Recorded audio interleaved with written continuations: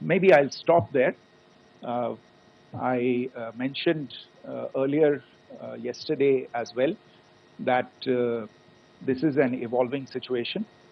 I would therefore ask all of you to be considerate and restrained.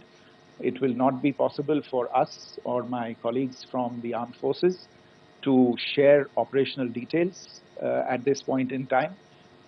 Beyond that, if you have any questions, may I have time for only a few, and I'll try to answer those questions.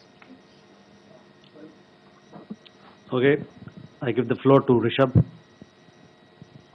Secretary, good evening. This is Rishabh from Times Now. I just wanted to understand, as per the press release that has been released earlier today, it says that we have successfully hit at the air defense of Lahore. Does it give our forces a better chances if in case of further escalation? And are there other air defense places as well at strategic location that were targeted? Rishabh, you are violating the first rule that I set out at the end of my remarks. The press release that has been issued by the Ministry of Defense today speaks for itself. It is related to operational matters. It's been released by the Ministry of Defense. As more information becomes available, it will be released at the appropriate time. Once again, please don't go into operational details at this point in time, because this is a constantly evolving situation. Yeah, go ahead. Foreign Secretary Smita Sharma, just wanted to ask, the Pakistani Minister Ishaq Dar in an interview has claimed that the national security advisors of India and Pakistan have spoken to each other.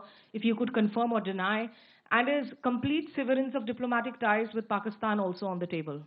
I have no information with regard to contacts between the two national security advisors. Insofar as diplomatic relations are concerned, you've seen the steps that were announced in response to the following the meeting of the Cabinet Committee on Security on the 23rd of April. There are no further steps that are under consideration at this moment in time. Yeah, go ahead. Foreign secretary, मेरा नाम मनीष है, मैं TV9 Bharatvarsh से हूं, और आपने खुद ही बताया कि कितना मिस इन्फॉर्मेशन क्रॉस बॉर्डर से आ रहा है, बल्कि ऐसा लग रहा है जैसे पाकिस्तान के प्राइम मिनिस्टर और डिफेंस मिनिस्टर तक भी प्रोपेगेंडा करने में मिस इन्फॉर्मेशन में आ गए हैं। वो कई बार तो ये तक दावा करते हैं कि हम 3 राफेल हमने गिरा दिया, इतने हमने मिग गिरा दिए, और जब उनसे पूछा जाता है तो वो कहते हैं कि सोशल मीडिया में हमने ये सब चीज़ें देखी थी।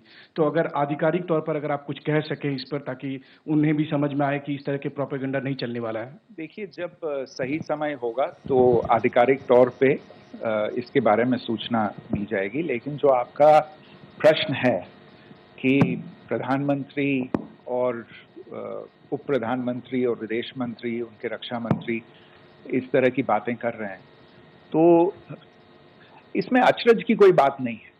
आखिरकार ये एक देश है जिसने अपना इसका जन्म लेते ही झूठ शुरू हो गया था। 1947 में जब पाकिस्तानी फौज ने जम्मू कश्मीर पे दावा बोला, तो उन्होंने किसी ऐसे वैसे व्यक्ति से नहीं, संयुक्त राष्ट्र से झूठ बोला कि हमारा कोई लेना देना नहीं है इससे। ये लोग जो गए हैं वो तो कबायली, वो तो जब हमारी फौज वहां पे पहुंची और UN के लोग, संयुक्त राष्ट्र के लोग खुद वहां पे पहुंचे, उन्होंने देखा कि वहां तो पाकिस्तानी फौज घुसपैठ करके आ गई है।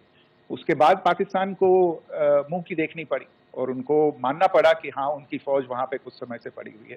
तो ये जो यात्रा है एक तरह से 75 साल पहले शुरू हो चुकी है। तो I am not surprise that this kind of disinformation is being indulged in.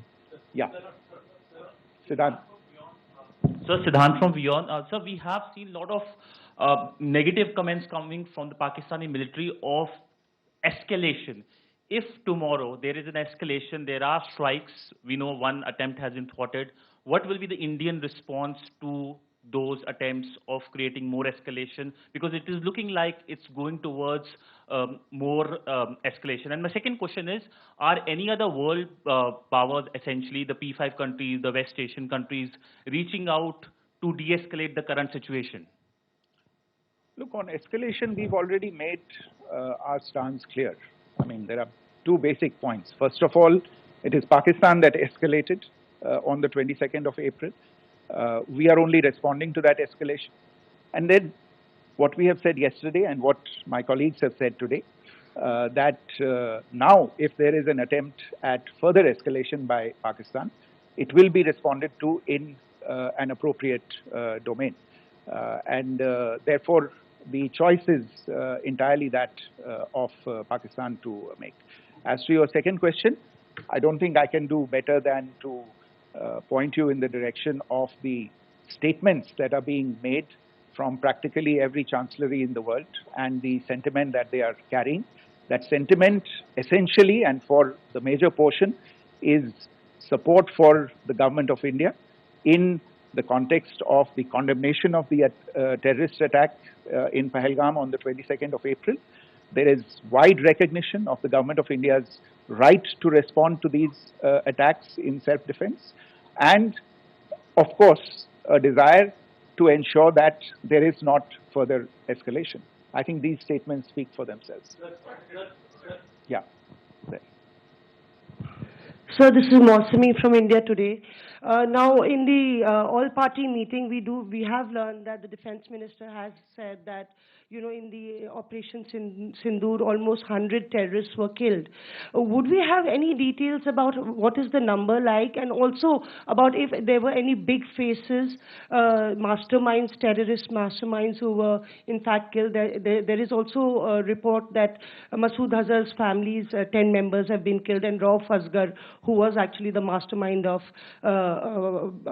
Pulwama, he's also been badly, severely injured. I don't have information at this point in time to share with you on these issues. But as I said, I think, you know, there is so much information out there on television, in the news media, in social media, that it sometimes looks like a long time has passed since this. Please understand that slightly over 36 hours only have passed since this operation was undertaken.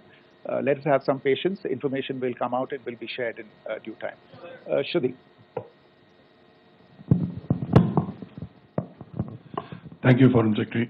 Shruti Ranjan from Bloomberg. Sir, could you give us any understanding whether India has moved the IMF or the World Bank to kind of, you know, sensitize them about the the bailout that Pakistan has, and, you know, the kind of stuff that the Pakistan government is doing?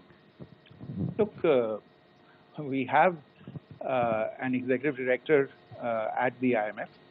Tomorrow there is a meeting of the board of the IMF, and I'm sure that our executive director will put forward India's position. The decisions of the board are a different matter. You know the process through which they are made.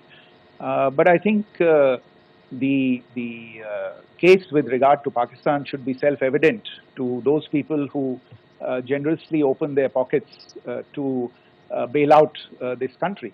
And since you are from Bloomberg, I think you would have the data on how many IMF bailout programs have been, very good, thank you, have been sanctioned in the space of the last 3 decades.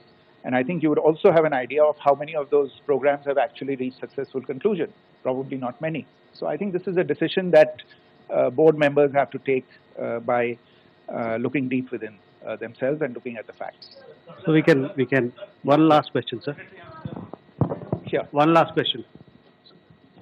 Foreign Secretary, I'm Siddhant from CNN News 18.